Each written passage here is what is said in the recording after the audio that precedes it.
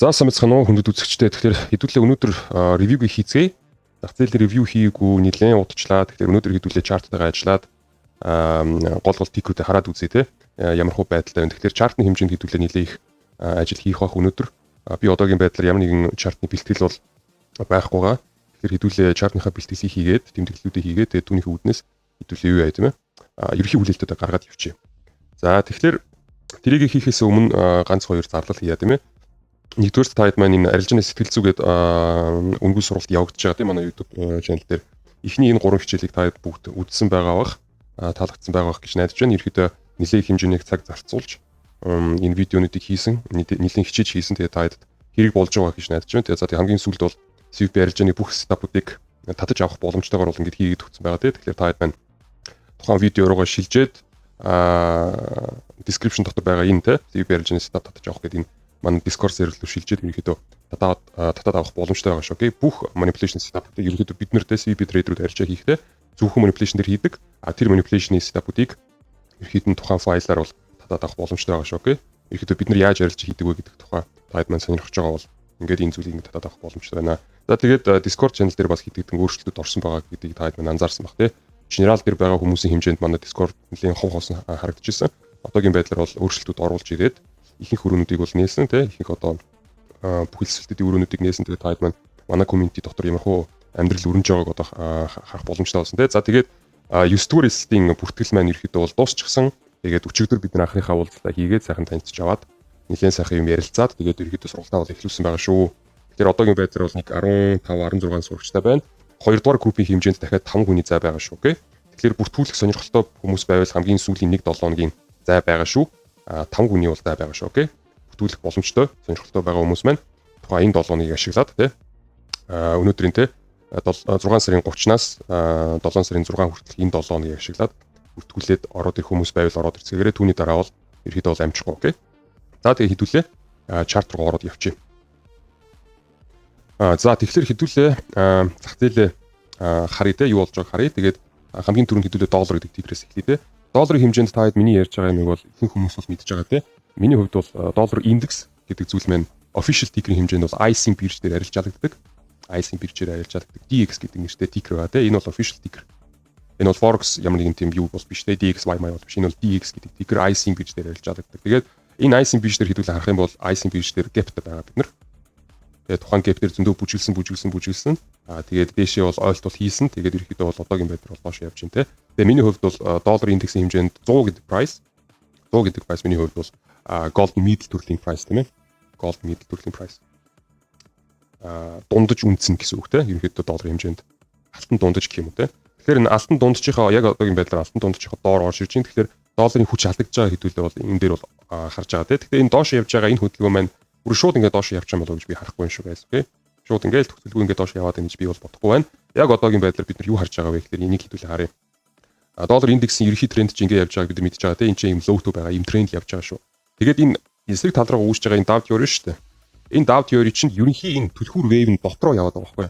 Энэ бол тийм хэцүү correction, хэцүү pullback гэсэн нэртэй. Одоо ингээд channel үүсэж байна. Гэтэ энэ бол нэгдүгээр level-ийн хэмжээнд ийм lower биш байхгүй guys. Одоо та бас энэ зүйлийг сонсоод аваарай. Нэгдүгээр level-ийнхаа хэмжээнд, ерөнхий трендийнхаа хэмжээнд бид нар доош lower хийгээд ингэж явааг байхгүй юу? Бид нар яаж чадаагаа гэхээр түлхүүр энэ хамгийн сүүлд ингээ хайрхан хийсэн энэ level-ийнхаа хэмжээнд хэцүү correction хийгээд доош яваад байгаа байхгүй юу? Тэгэхээр энэ бол тийм эцсийн байдлаар шууд ингэж доош lower хийх чадвартай тийм хөдөлгөөн бол ихэнх тохиолдолд бол биш байдаг. Яагаад тэгэхээр бид нар zone байгаа. Тухайн wave-ийнхаа хэмжээнд хамгийн сүүлийн худалдаалт хийжсэн газрын zone байгаа тийм. Тэгээ бид нарт бас долларын хэмжээнд бол биш юм gap-ing level байгаа байхгүй. Тэгэхээр энэ gap-ing level руу бол хүрнэ. Zone тэгээд энэ рүүгээ хүрэхээс ч гадна бүр доош нь zone руу орж ирэх юм болов гэж би харж байгаа шүү. Яагаад гэдгийг яг одоо тайлбарлая те. Хамгийн гол нь таад маань юу гэж ойлгох хэрэгтэй вэ гэхээр энэ wave чинь тэр чигээр ингэж доош бол зөөрлөг хийхгүй. Бид нар ямар нэгэн байдлаар доош орж ирэх юм бол ядаж л ингэж орж ирмээр байна шүү дээ. Ядаж л ингэж орж ирмээр байна шүү дээ. Эсвэл бүр ингэж хоошоо ийшээ орохгүй байлаа гэх юм бол ядаж л энэ 101.8 гэсэн ийм level байгаа. Ядаж л энийгээ сөхөөд те. Ядаж л 104 рүүгээ тулаад тэгээд доош орж ирэх юм бол гэсэн юм байгаа даахгүй. Тэгэхээр энэ доош явж байгаа хөдөлгөөн одоогийн байдлаар бас наашлах доош байна. Гэхдээ энэ зүйл маань гэпийн левел рүүгээ юм уу эсвэл зүүн рүүгээ хүрээд эндээс эсрэг талын long reaction орох юм болов гэж би хараад байгаа шүү. Окей. Тэгээд түүний дараа юу болохыг бол би мэдэхгүй. Би бол Ванга биш болохоор би бол сайн мэдэхгүй байна. Энэ дайнууд чинь яг юу болоод байгаа те? Израиль, Иран хоёрын хоорондох дайн. За тэгээд Америк улс бас оролцож чинь те тухайн дайны хэмжээнд оролцоо хийж гин. Ираны цөмийн атомын програм руу бөмбөгдөж гин. Тэгээд яг одоогийн байдлаар нэг 12 хоногийн дайн болоод өнгөрсөн те? Өнгөрчихсөн байгаа. Тэгээд энэ зүйл маань хэр цаашаа явж үргэлжлэх үгүй гэдэг зүйлийг бол бид нар мэдэхгүй байна. Тийм учраас хэрвээ энэ зүйл маань цаашаа хурцтаад дахиад энэ зүйл маань хилчих юм бол доллар үнцэнд орох байх л та. Яг одоогийн байдлаар бол пауз тавьчихсан байгаа шүү дээ. За хэдүүлээ сайн дия гэдэг ихэд паузлсан байгаа. Тэгэхээр энэ эцсийн байдлаар хамгийн төгсгөл нь болов уу гэж би бол бодохгүй байна. Цаашаа үргэлжлэж магадгүй. За дээрэс нь Орос НАТО хоёрын хооронд бас дайн болж магадгүй. Одоогийн байдлаар бол Орос болохоор Украинтай бол дайн хийж байгаа тийм. Гэтэ Украинтай дайн хийхдээ НАТОгийн зэвсгийн эсрэг яваад байгаа байхгүй яа тэгэхээр Украин өөрөө болохоор юм нэгэн ВПК төрлийн бол байхгүй учраас НАТОгийн зэвсгэр байлтаад байгаа. Тэгэхээр Украин маань хожигдоод хүний тонц өрөөд ирэхээр НАТО тоглоом руу орчиж магадгүй тийм учраас Орос НАТО хоёр маань хэрвээ тулчих юм бол ерөөдөө илүү их хэмжээний дайнууд ороод ирчих юм бол магадгүй доллар маань үнсэн рүү ороод дээш нэ энэ хөдөлгөөний хийгээд дахиад хаяр хийчих магадгүй шүү. Ерөөдөө бол та мэдж байгаа миний санаагаар бол доллар аль эсвэл ийшнээ ороод энэ хаяр руу ороод аль эсвэл энэ хаяр руу ороод түүний дараа урт хугацааны тренд эхлэх юм болов уу гэж би харж байсан. Эсвэл ийш юм уу эсвэл энэ хаяр руу ороод эндээс эхлэх юм болов уу гэж би харж байсан. Яг одоогийн байдлаар бол энэ хаярхаа хийгээд доошоо вейв орсон байна те. Тэгээ яг бидний спорт зон руу болтолж байна. Энэ спорт зоноос орж иж байгаа баярыг хэдүүл харах юм бол энэ баяр маань хугарчих юм бол те доошоо орж ирэх хугарчих юм бол тэгвэл энэ үнэхээр тэр чигээрээ тренд эхэлчих байх та. Тэгээд тэр тренд маань болохоор нэгэнд зөөнөөс реакц орсон юм чинь энийг бол доошоо төвлөрөх хийх байх. Хэрвээ энэ баяр маань дээшээ гарч ирээд тэгээд спорт зон дээр бариад дахиад дээшээ санаачлаг гаргаад явчих юм бол бид дахиад хаярхаа хийнэ гэсэн үг. Тэгээд түүнийхээ дараа бол доллар бол маш урт хугацааны доошоо тренд үүсэх байх шүү.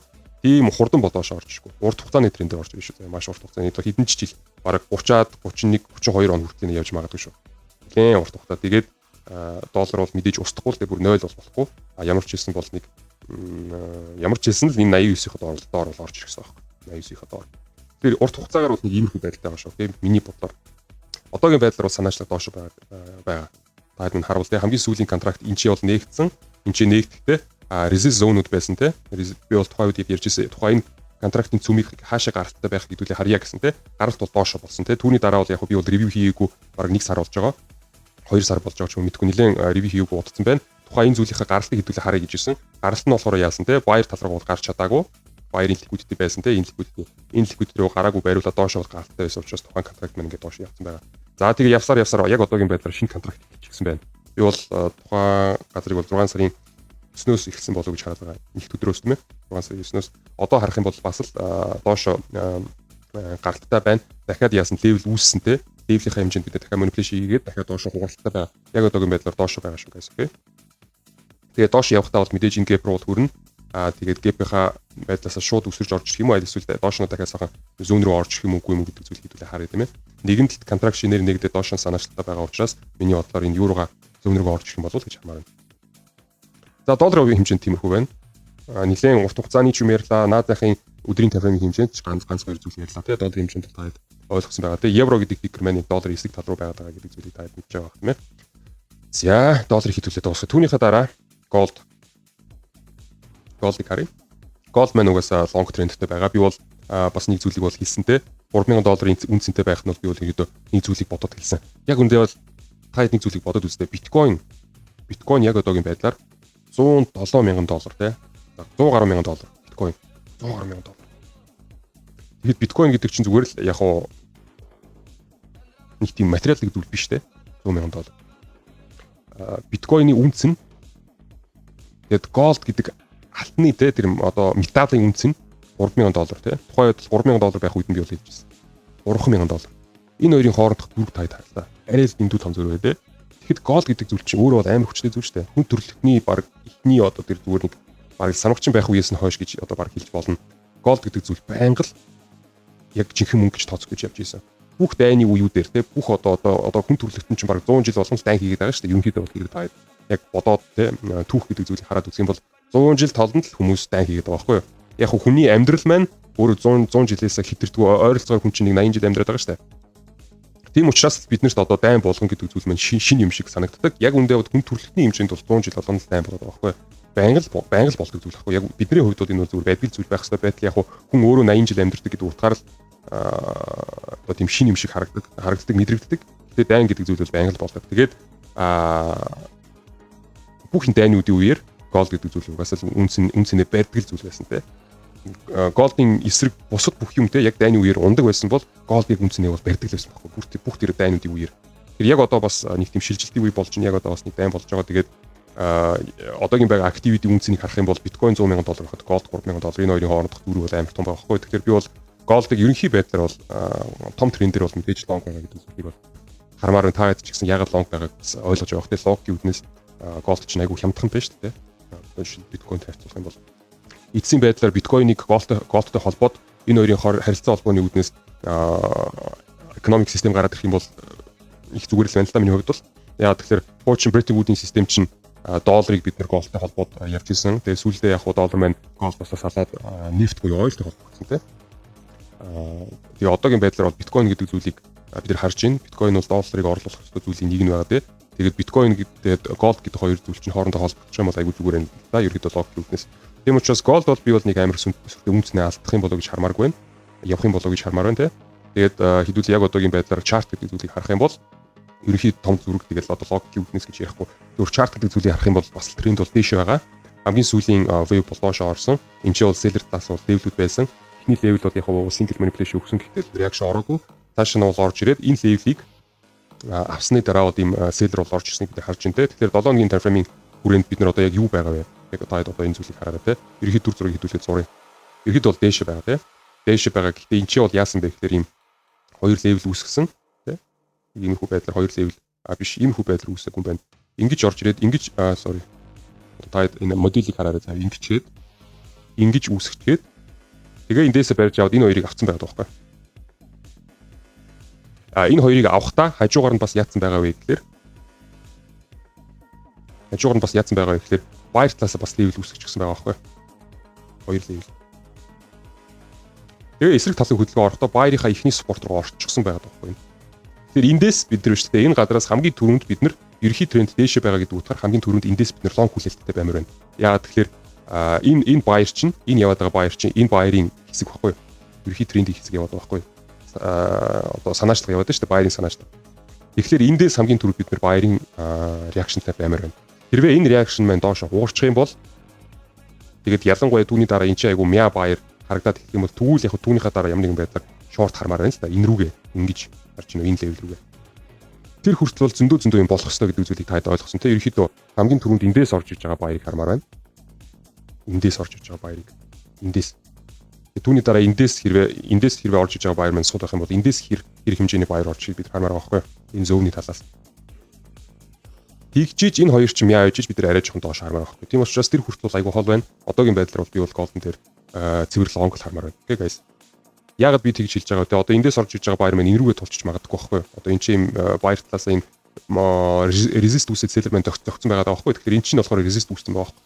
Тэгэхээр ийшнээ ирээд тулаад тэгээд эсрэг талын reaction маань ороод энэ чинь тодорхой хэмжээний position аваад ингэ явж болох байхгүй. Тэгэхээр энэ зүйлийг анзаараарай те. Market maker бол яг одоогийн байдлаар ийм range дотор байгаа. Энэ range дотор бол юу хийж болно. Тэгэхээр энийг анзаараарай. Хамгийн түрүүнд би бол ийш дээш reaction орох юм болов гэж харж байгаа шүү. Okay. Gold-ны хэмжээнд энэ одоо ингээд өнөөдөр чинь 6 сарын 30 болж байна. 7 хоногийн эхний 1 2 3 өдрийн турш ямар ч лсэн дээш нь реакшн орох юм болов гэж харж байгаа шүү. Тэр нь бас юутай холбоотой гэхээр өдрийн чарттай холбоотой. Өдрийн чартыг хэдүүлээ одоо яг нэгийг харах юм бол өдөр нэг зүйлийг анзаарна. Энд чи болохоор ямар нэгэн спорт байхгүйг анзаараа те. Энэ одоо ингээд өдрийн кластеруудыг харах юм бол те. Өдрийн кластерууд доош орж иж байгаад энэ кластеруудыг бүгдийг бид нар яг volume trading-ийн үндэслэлээр харах юм бол ямар нэгэн спорт байхгүй доош шүвий гэдэг байгаа зү те. Ямар нэгэн байралт байх байгааз баяр талаасаа. Тэгэхээр энэ бол доош явж байгаа шинж тэмдэг байгаад байгаа байхгүй. Дээрээс нь яасан манипуляшн хийгээд эсрэгээр buyer-ыг бид нар бариад доош нь цохиод байгаа байхгүй. Тэнгүүд энэ левел рүүгээ бид нар дөнгөж нэг хүрсэн те. Энэ левел рүү хүрэхдээ бас л яагсан байна. Шүвийцсэн байгаа л те. Гол цөмөө дээр орхиод доош нь бол ингээд шүвийцэн байна. Яг хөө ингээд шууд буудчихдаг юмнууд байдаг л да. Тэгээ голд хэмжээнд бол тийм зүйл болоогүй. Санаачлаг бол яг доошоо байгаад байгаа байхгүй. Яг одоогийн өдрийн тайм фрейм хэмжээнд санаачлаг доошоо. Гэхдээ энэ өдрөөс хойш бид нар барилт үүсэж байгааг анзаарч байна уу? Яг энэ левел рүүгээ бүр мөсөн аягүй сайн орсны дараа бас өдрийн тайм фрейм дээр байгаа энэ левелийг бид нар авсныхан дараа энэ ч бол жинхэнэ buyer-ийн stop and action гэдэг зүйл мань харагдаж эхэлж байгаа. Энэ бол 5 өдөр те. 5 өдрөөс хойш бол бид энэ хавьяас бол тийш бол реакшн ормоор байна. Доор ажил хамгийн түрүүнд энэ хүртэлтэй буюу энэ хүртэлтэй хармаар байна те. Түүний дараа ямар зээлэр байхыг хармаар байна те. Тэгэхээр та минь ойлгосон те. Миний гол санааг таад ойлгож байгаа гэж найдаж байна. Ерөнхийдөө бол бид нар гол юугаар бол бид нар дэш хармаар байна. Гэхдээ эндээс орж иж байгаа баяр минь хэр хүчтэй байхыг бид нар хармаар байна. Хэрвээ энэ баяр чинь тулчих юм бол доош нь дахиж орж ирнэ. Доош орж ирсэн тохиолдолд энэ позишн аваад эндээс орж иж байгаа баярыг бас хармаар байхгүй окей. Ямар ч лсэн одоо бол дэш нэ жижиг таймфреймер бол дэш реакшн орох ёстой. За тэгээд энэ реакшныг бид нар бол хол хармааргүй байна. Энэ бол хязгаартай арилж байгаа. Нэг тийм day trade ч юм уу, season trade ч юм уу аваасаа гэж би бол таад хүсэж би ч өөрөө бас нэг тэмдэг хөтөлбөр арилж авал хийн. Хамгийн ихтэл тухайн блокны liquidity буюу энэ хүртэл мөн эсвэл энэ хүртэл хамаараа байхгүй тий 33 40 эсвэл 33 60 тий нэг юм хүү байдлаар. Тэгээд тэнцэнэ брейк хийх юм үгүй юм гэдэг нь хамаар байхгүй. Хэрвээ тэнцэнэ брейк хийгээд тэгээд мэн мяарад байр мэн дахиад барьслаа үсгээд ингэ явчих юм бол дүүлэх гэж болж байна. Тэр зүйл болоогүй бол би тэр зүйлийг бас тийм болно гэж хэлж чадахгүй. Тэгээд голд хэмжээнд бол тийм байгаа шүү окей guys. За тэгээд хэдүүлээ цаашаа үзье. Биткойн бол угаасаа лонг байгаа гэдэг зүйлийг таад нь мэдчихэж байгаа тий. Нэ. Биткойн бол лонг байгаа хэдүүлээ биткойныг нэг харъя. Биткойны хувьд сарын таймфреймийн хувьд бол бид нэр дээш нэ лонг угаасаа байгаа. Бүх одоо volume profile-ийн цуглуулга мөнгөний цуглуулга 20,000 төгрөг байгаа гэдэг зүйлийг таад мэдж байгаа. Дээш явж байгаа энэ баярыг тусна бид нар авах юм бол бас лонг байгаа тий. За тэгээ энэ баярыг бид нар авах юм бол бас лонг байгаа тийм ээ. Энэ бол бүгд лонг байгаа. Хамгийн эцсийн байдлаар юу болсон бэ гэхээр сарын таймфреймийн чартны хэмжээнд энэ юм занг үсээд зангаас бид нар доош ороод энэ liquidity-г аваад за тэгээд энэ байсан ногоон тэмдэглэсэн энэ зонийг таад санаж байгаа тийм энэ бол open interest-тэй холбоотой зон байсан. Энэ зонийг тестлээ шууд явцсан байсан. Тэгээд би бол илүү жоохон доош орж ирэх юм болоо гэж харж байсан. Яг үндэ бол жоох энэ хавь руу орж ирэх юм болоо гэж харж байсан. Тийм зүйл болоогоо шууд дэше гараа. Шууд дэше гараа явахдаа бол бас айгүй гоё гарч явсан. Яг дөрмийн дагуу шилжилт үүссэн. Тэгээд сарын таймфрейм дээр айгүй гоё цохилтын баар бол дэше орж ирсэн. Тэгэхээр бол анхны юу бол тэгээд таргет бол ерөөсөө энэ хүртэл гэсэн үг тийм. Ямар ч хэлсэн хайр бол хийцэн байна. Хэдүүлээ энийг жоохон жижиг таймфрейм дээр хараад үзье. Жижиг таймфрейм дээр хамгийн сүүлийн миний хийжсэн ревюг та санаж байгаа бол би бол нэг юм санаатай байсан. Энэ авид би нэг юм ревю хийжсэн те. Ямар санаатай байсан бэ гэхээр тухайн энэ левелийг бид нэр тестлээд энэ левелээс орж ирж байгаа селлерийг бид нэр аваад доош нь явах юм болоо гэж бид нэр ийм санаатай байсан байна. Ядаж л энэ хүртлэнээ орж ирэх юм болоо гэж харж ирсэн. Яг хөө ихний таргет бол мэдээж энэ лок лоу. Түүний дараа ийш орж ирэх юм харж ирсэн. Даанч тийм зүйл болоогүй. Байр тал руу хөдөлгөөн орсон уу гэвэл орсон те. Энэ байрын хөдөлгөөн дээр мөнгө олох боломжтой байсан. Яг тэгэхээр угаасаа энэ зүйлийг тестлэн гэж бид ярьж байсан. Тэгээ түүний дараа энэ тестээс дахиад доошо шорт орж ирнэ гэж ярьж байсан. Яг тэр зүйл бол хоёул бол болсон те. Ягаад тэр зүйлүүд болсон бэ? Өдрийн таймфрейм дээр хэдүүл ярьцаад үзье. Өдрийн таймфрейм дээр ийм зүйлүүд болсон.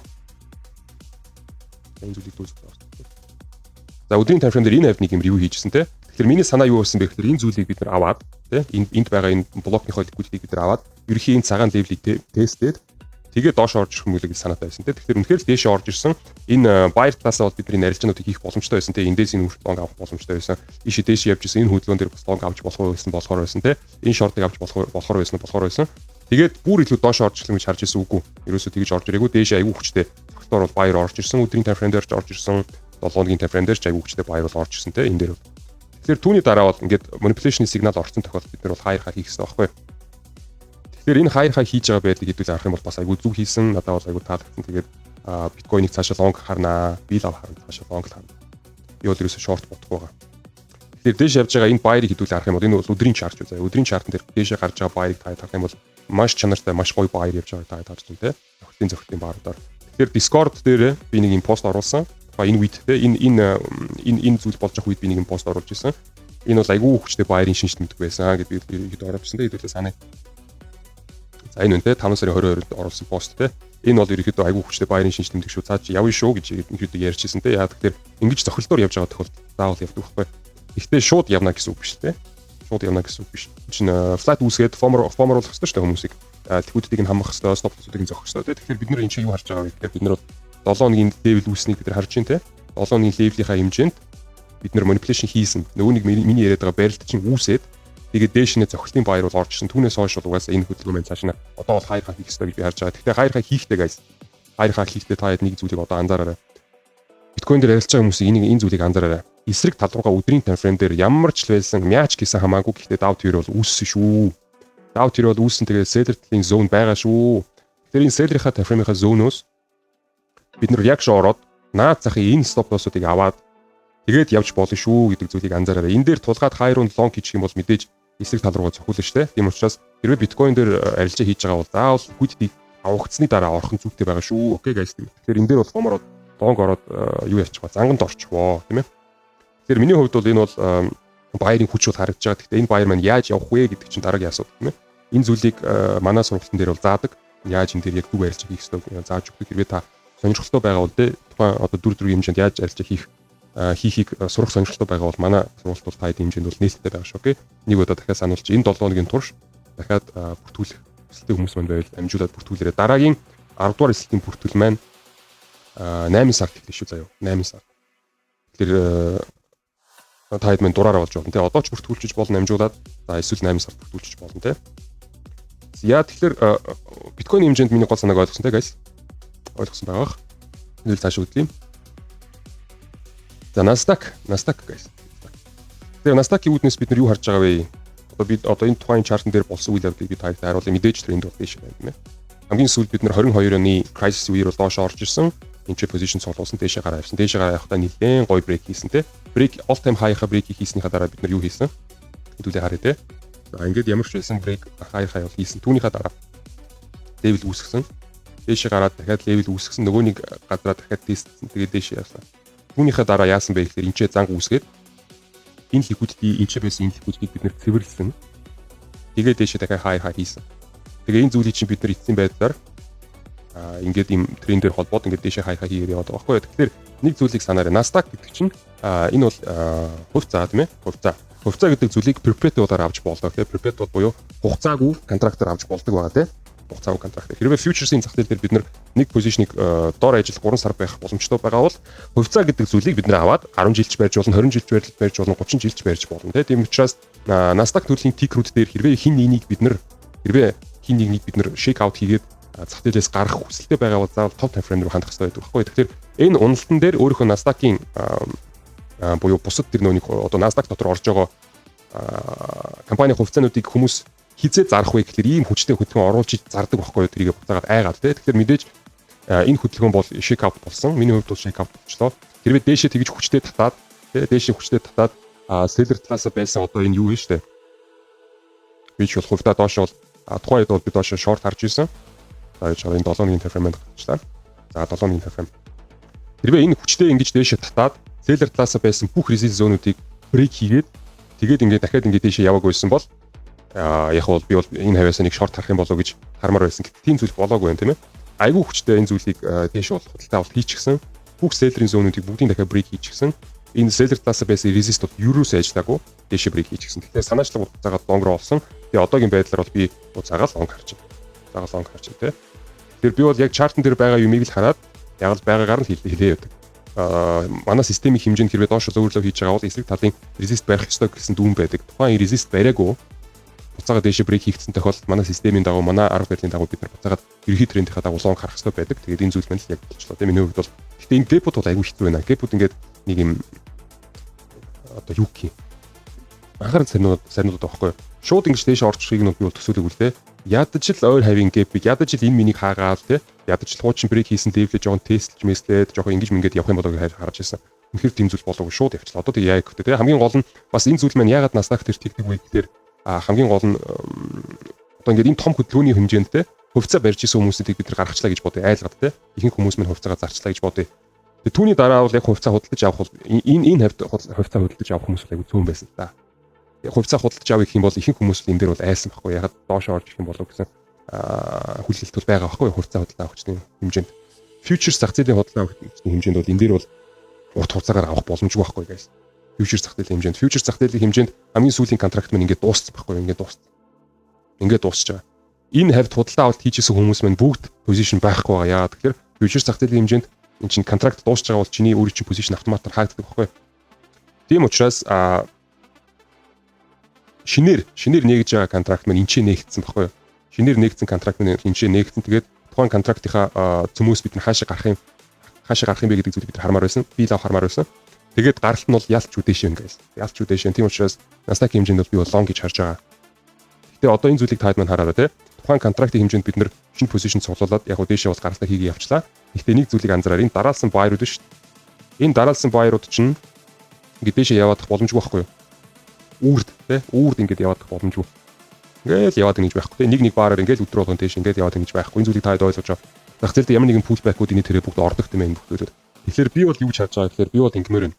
Би бол pullback өдрийн time frame дээр pullback оруулаад seller оруулаад seller-ийнхаа талаас дахиад ямар нэгэн buyer оруулаад liquidity level үүсгээд эндээсээ бид нар manipulation хийгээд дахиад магадгүй position цуглуулад тэгээ явах юм болов уу гэж харж байгаа шүү. Окей. Энэ бол айгүй тийм simple логиктэй айгүй амархан логик хэмжээнд бол би тийм зүйл хармаар байна. Ойролцоогоор шүү guys. Би яг тийм болно гэж хэлээгүй шүү. Ойролцоогоор би тэгэж хармаар байна. Тэр зүйл маань хаанаас эхэлчих болох вэ гэхээр одоо жишээлбэл те. Жишээлбэл одоо энэ дөрвөлжин биш. Энэ дөрвөлжин бол 7 хоногийн кластер байхгүй юу? 7 хоногийн кластерын хэмжээнд бид нар 7 хоногийн хайг аваад тэгэл ингээд тэмдэглэжээ. 7 хоногийн хайг ингээд тэмдэглэжээ. Энэ хай руу ороод жижиг time frame дээр те одоо ингээд цагийн time frame дээр ч юм уу жишээлбэл за 4 цагийн time frame гаргаж байна. 4 цагийн time frame дээр жишээлбэл энэ ч юм занг үүсгээд та юу. Энэ ч юм занг үүсгээд тэгээ доош нь ингэж орж ирмээр байна. Ерхийдөө бол. Окей. Тэгээ энэ бол яг 100% яг тэгж болно гэсэн үг биш. Ерхийдөө би тэгж бодож байна. Эцсийн байдлаар та хэд маань 4 цаг дээр байгаа үйлдэлийг харж байгаа. Тэгээ тренд маань болохоор яг одоогийн байдлаар айгүй урт хугацааны юм нэг long waveтэй байна. Энэ жижигхэн wave маш жижигхэн wave ороод тэгээ дээшээ хаярхаа хийсэн байгааг анзаараад. Тэгэхээр энэ wave маань хугарах айгүй өндөр магадлалтай байхгүй яа. Тэгэхээр жижигхэн wave те. Айгүй жижиг wave. Тааж байгаа энэ ч гатсан байна.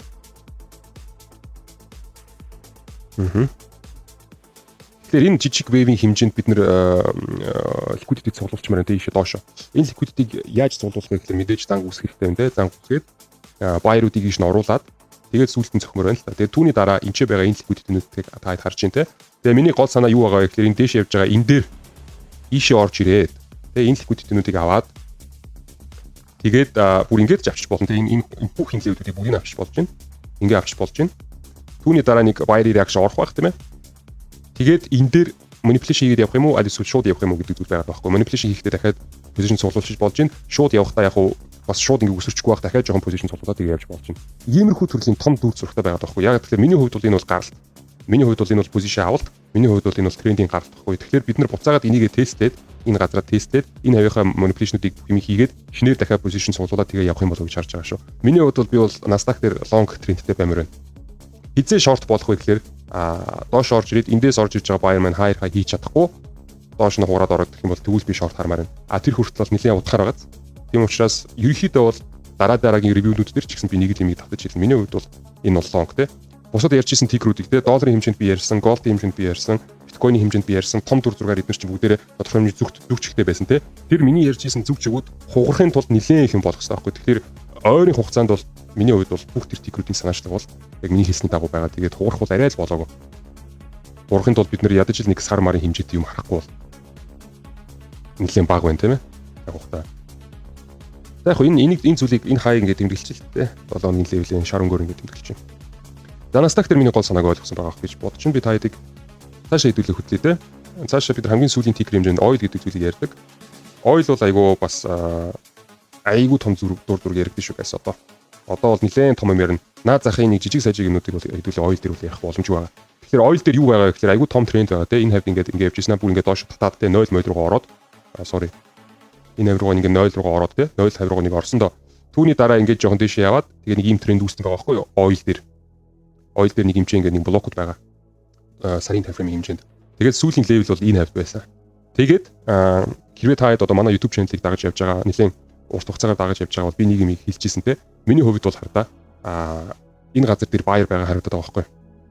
Тэгээд тухайн энэ wave-ийн хэмжээнд мэдээж wave-ийн дотлын энэ газар дээр мэдээж buyer харагдана л. Тэнгүүд хардаа бид нар дээшний long явахдаа энэ чинь бүр ингэ доороос явж байгаа юу? Энэ чи блок байсан баха тий. Wave байгаагүй юм нэг том блок байсан санагдаж байна. Ийм амар том wave мөртлөө блок тэр wave-ийн хэмжээнд ийм том блоктой байсан л харагдаж байна. Хамгийн сүүлийн liquidity ямар ч юм байсан. Тэр liquidity-ийн доор бол өөр юм харагдааг надаа. Тэгэхээр миний санаа юу байсан бэ гэхээр бид нар энчээ байгаа энэ level шүү дээ. Миний санаа юу байсан гэхээр энэ level-ээс бид нар шууд явах юм болов гэж харж байсан. Long тал руугаа. Гэхдээ даанч юу болсон бэ гэхээр даанч ийм юм болсон лоо. Энэ дээр байсан энэ seller-ийн тест бол биднийг байрчихсан. Тэгээд энэ ч байсан ерөнхий цөм бол биднийг байрчихсан. Тэгээд энэ бол яг хөө seller-ийн явж байгаа хөдөлгөөн учраас энэ бол барих боломжтой байсан те. Тэгээд шууд бол яваагүй. Дараагийн хоёр дахь миний санаа юу байсан бэ гэхээр энэ liquidity-г аваад тэр чигээр нь бүгдийг нь аваад би бол ярихдаа нэг 53 хавцаа болоо орж ирнэ гэж харж ирсэн. 54.9-даа 55 хүрсэн гэд бодчих тий. 53 руу бол орж ирээгүй. Тэгээ 55 руу бол орсон тий. Түүнийхээ дараа айгүй хүчтэй баяр бол ороод ирсэн байгаа байхгүй guys. Одоо бол ороод ирсэн байгаа. Тэгээ бид нэр эцсийн байдлаар дахиад тухайн цөмийнхөө тестийг дахиад өгөөд тэгээ эндээс реакшн орцсон байгаа одоо. Жижиг time frame дээр. Тэгээд энэ реакшн маань доошо явж чадахгүй болов гэж би хараад байгаа юм. Дээрээс нь дайнуудыг тооцвол тий. Иран Израилийн хоорондох дайнуудыг тооцвол. Тэгээд Америкчууд болохоор Ираны одоо атомын програм руу бөмбөгдөж байгаа тий. За тэгээд Иран маань болохоор Ормосын тэр нэг юг хаах боломжтой гэдэг янз янзын юмуд байгаа даа шүү дээ. Ойлын цэнийг, үн цэнийг өсгөх хэрвээ та мэдж байгаа бол тий. Хормосын нэг тийм юу байгаа даа шүү дээ. Одоо нэг тийм ойл нефт тээвэрлэгддэг тэр нэг газар байгаа даа. Тэрийг хаачч болдог байхгүй юу? Иран тэрийг бол өдөртдөг. Тэгэхээр Иран бол тэрийг хаачч болно. Тэрийг хаацсан тохиолдолд ойлын үнц өснө гэдэг байгаа байхгүй юу? Ерөнхийдөө бол зөвлөлтөө. Тийм учраас одоогийн үед бол ялангуяа одоогийн үед бол би бол энэ доош явах юм болоо гэж хармааргүй л та. Ойлыг. Би бол одоо ямар байгаа гэхээр эсрэг тодорхой реакшн орсон. Энд чинь нэлээд дайжгүй хэмжээний позишн аваад тэгээ ямар байна. Тэгээд ойлын үнц нь миний бодлоор бол би бол хэлжсэн те 80-аас 120 хооронд байх юм болов гэж харж байгаа байхгүй. Ерөнхийдөө яг fair үнц нь гэвэл ерөнхийдөө энэ хавь байх хэрэгтэй байхгүй. Хэдүүлээ яг history chart-ыг харах юм бол угаасаа ч энэ хүртэл энэ хавь байсан байхгүй юу? Голч үнц нь. Тэгэхээр ямар ч лсэн 120 хүрээл яг гол хөдөлгөөний хэмжээ 120 хүрээл тэгэл доош коррекшн ороод нэг 80 хүрээл тэгээд энэ хавьцаана нэлээд удаан байх юм болов гэж хараад байгаа шүү, окей. Ерөнхийдөө гол том төвлөрийн хэмжээнд. Тэр хэдүүлээ одоо сарын time frame-аас зайлсхийгээд жижиг time frame руу оръё. 7 хоног руу оръё. 7 хоног дээр бол яг миний хүссэн зүйлүүд бол бүгдээрээ болсон. Доош бол шилжилт үүссэн байгааг та хэд маань анзаараа тий. Тэгээд volume profile татах юм бол сүүлийн wave-с хойш бол шилжилт үүсээд дээш нь бол гаралт болсон байгаа тий. Гаралт болсны дараа бол эндээс энэ цөмөөс орж ирсэн reaction маань орж ирсэн. Тэгээд бид нэр хуучин break хийсэн газар руугаа ирчихсэн. Support zone руугаа ирчихсэн байгаа юм шүү. Тэр эндээс бид нэр long хармаар. Гэхдээ энэ long маань яаж орж ирэх хэдүүлээ мэдэхгүй. Хамгийн сүүлийн өдрийн time frame-ийг хэдүүлээ харцгаая. Өдрийн time frame дээр юу болж байгааг хэдүүл харъя. Ойлыг таад мэдж байгаа бол ойл маань 1 сарын контракттай байдаг. 1 сарын контрактын хэмжээнд яг одоогийн байдлаар контракт нээгдээд тэгээд гол гаралтаа яг одоогийн байдлаар доош хийцэн байгаа. Тэгэхээр миний бодлоор ойрын 7 сарын дундуур хүртэл ч юм уу бид нар энэ хавьтай байх юм болов гэж хараад байгаа шүү. Нэгэн тал гаралт доош байгаа учраас. Шууд бол бид нар эндээсээ явах болоогүй байгаа. Контрактын хэмжээнд ч болоогүй, энэ ч болж байгаа кластеруудын хэмжээнд арай болоогүй байгаа байхгүй. Одоо энэ кластеруудыг таад маань харах юм бол buyer бол одоогийн байдлаар миний нүдэнд харагдахгүй. Доошо шүүж гисэн seller байна. Урдаас нь орж ирсэн buyer орж ирсэн. Энэ buyer-ыг бид нар доош нь дарсан. Level үүсгэсэн тий. Харж байна уу? Seller орж ирсэн. Buyer-ийн reaction орсон байтал энэ buyer-ийн reaction бид нар доош нь дарсан тий. Level үүсгэсэн. Энэ level рүү дахиад бид нар дайрсан тий. Buyer-таас бид нар дахиад бариулсан, stop action хийсэн, доошо гарсан тий. Түүнийхээ дараа дахиад нэг buyer орж ирсэн, нөгөө buyer-ийг чинь дахиад доошо дарсан. Тэгэхээр энэ бол reverse cluster-ууд яг одоогийн байдлаар бол buyer бол энэ чинь бол одоохондоо үнэртэхгүй энэ үнэрнч байхгүй. Тэгвэл эндээс бол buyer орж ирэх хэрэгтэй л доо. Тэгэхээр миний бодлоор бол энэ чинь position авмаар байна. Доошо бол ямар ч энэ гаралтыг бол хиймэр байна. Магадгүй энэ gap-ийг хаамаар байна те. Эсвэл одоо энэ ерөнхийн энэ цүмийг тестлэмээр байна. Тэгээд түүнийхээ дараа явах юм болов гэж хармаар байна те. Эсвэл энэ газар дээр байж хагаад те байж хагаад энэний доотлохол liquidity-г аваад manipulation хийгээд тэгээ явмаар байна те. Ямар ч хэлсэн өнөө маргааштай бол явна гэсэн үг биш. Нилээн байх бах. Гэхдээ гол санааг бол таад ойлгосон те ойлын хэмжээнд. Хамгийн гол нь бол би энэ юуны level-үүдийг авмаар санагдсан л да. Энэ 50 хэдийн level-үүдийг авмаар санагдсан. Энэ зүйлийг бол одоо авчихсан.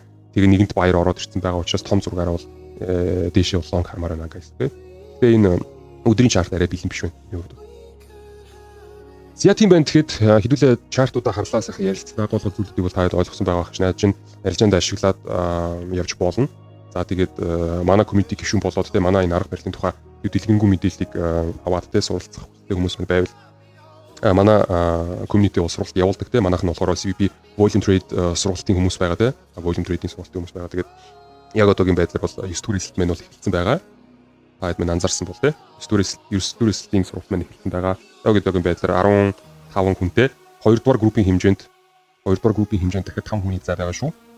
Энэ 7 хоногийн турш хэрвээ амжихыг хүсэж байгаа бол 6 сарын 30-наас 7 сарын 6-ны хүртэл энэ 7 хоногийн турш амжуудад бүртгүүлэх хүсэлтэй хүмүүс маань байвал ороод ирээрэй.